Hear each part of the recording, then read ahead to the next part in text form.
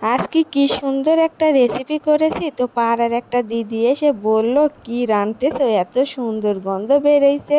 তো এই তো বলতেছিলাম, কিছুদিন থেকে তো মাছ মাংস খাতেছি, তো খেতে খেতে তো আর মুখটা বেরোস হয়ে গেছে। তো আজকে এই তো পটল, আলু, কাঁঠালের বিচি আর এই মূলা দিয়ে একটা নিরামিষ সবজি করছি। তো এই সবজিটাতে এত সুন্দর খেতে হয়েছিল, তো রুটি, পরোটা, ভাত যে কোনোর সাথে ভালো লাগবে। তো এই কথা শুনে তো পাড়ার দিদিটা বলল, সে সুন্দর ঘিরান বাড়াইছে। তো ঘিরান বাড়াবি না কোন দেখি, এখানে দিয়েছি মূলো, আর মূলোর গন্ধে পুরা বাড়ি মমা করছিল। আর যারা মূলো খেতে পছন্দ করেন না, তো মূলোটা দিবেন না, না হলে আবার ডাক্তারের কাছে গিয়ে বাড়তি খরচা হবে। যাই হোক, সব কিছু মিশিয়ে নিয়েছি। আর এই তো তরকারিটা ধুয়ে তুলে দিয়েছি, তো সেটা তো আর ভিডিও করা হয়েছিল না। তো এবারে সব সবজি দিয়ে আমি পাঁচফোড়ন দিয়ে তো মিশিয়ে তরকারিটা ভালো করে লবণ হলুদ দিয়ে ভেজে নিয়েছি। এবার জল দিয়ে দিলাম পরিমাণ মতো। তো এবার আবার স্বাদের জন্য দিয়ে দিব সামান্য লবণ, আর একটু কালার হওয়ার জন্য, চেহারাটা ভালো হওয়ার জন্য দিয়ে দিব একটু হলুদ। তো হলুদ আর লবণ দিয়ে নেড়ি চাইরি একটু মিশিয়ে কিছুক্ষণ ওরে রেস্টে রেখে দেব, কিছুক্ষণ ফুটুক। তো এইভাবে ফুটিয়ে যাওয়ার পর তারপরে আরও কিছুক্ষণ এভাবে রেখে দেব।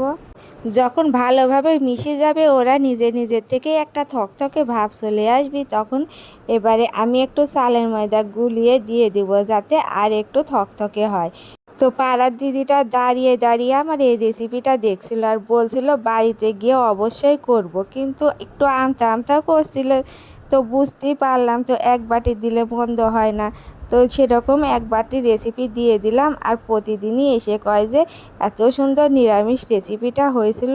আমার তো স্বামী তো খেয়ে পুরো অবাক হয়ে গেছে। তো মাছ মাংস যেদিনকে না থাকবে বা খেতে ভালো না লাগবে, সেদিনকে এরকম যদি রেসিপি করে নেওয়া যায়, তো খেতে খুব ভালো লাগবে।